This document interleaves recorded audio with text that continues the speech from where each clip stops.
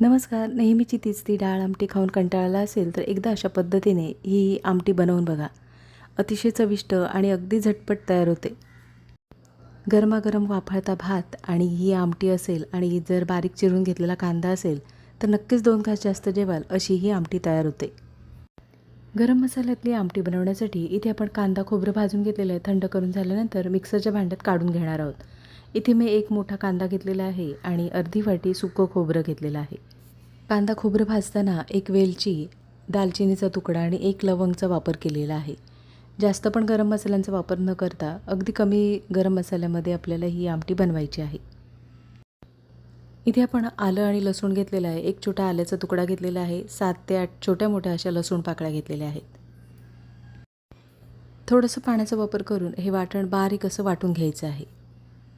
कांदा खोबरं छान लालसर होईपर्यंत परतून घ्यायचं म्हणजे आमटीला चव छान येते.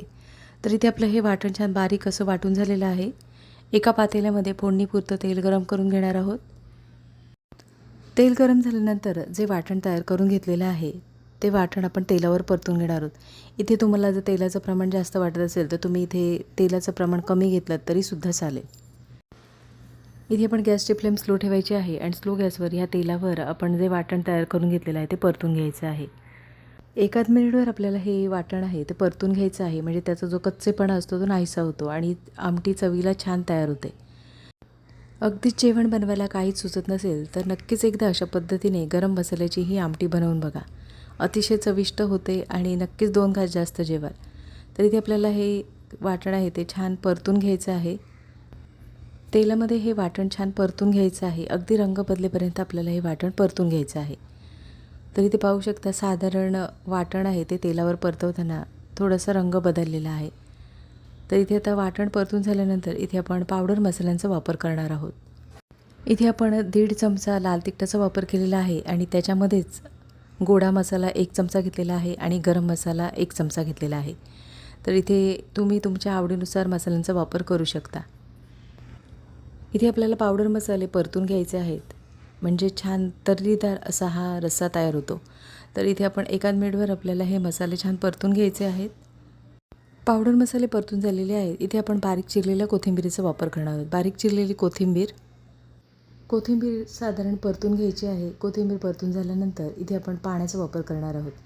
ही आमटी तुम्हाला कितपत घट्ट किंवा पातळ हवी आहे त्याप्रमाणे पाण्याचा अंदाज ठेवायचा आहे. ही आमटी साधारण पातळच असते तर इथे मी साधारण पातळ आमटी बनवणार आहे.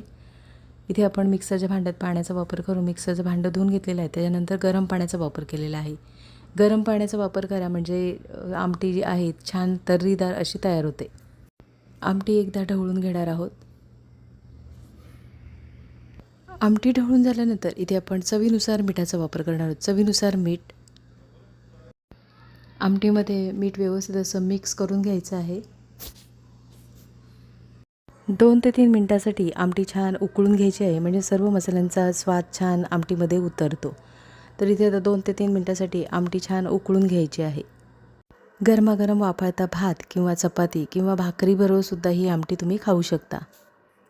सोबतच बारीक चिरलेला कांदा आणि लिंबू असेल तर नक्कीच 2 घास जास्त जेवाल अशी ही आमटी तयार होते. तर इथे आमटी छान उकळलेली आहे. आमटी एकदा ढवळून घेणार आहोत आणि गॅस बंद करायचा आहे. गॅस बंद करून झाल्यानंतर वरून आवडत असल्यास बारीक चिरलेल्या कोथिंबीरीचा वापर करायचा आहे. नक्कीच एकदा अशा पद्धतीने ही आमटी बनवून बघा आणि कमेंटमध्ये मला नक्कीच सांगा. आजची रेसिपी आवडली असेल आणि चॅनलवर नवीन असला तर चॅनलला सबस्क्राईब करा आणि व्हिडिओ आवडला असेल तर लाईक शेअर करा. पुन्हा भेटू अशा चमचमीत नवीन रेसिपीमध्ये.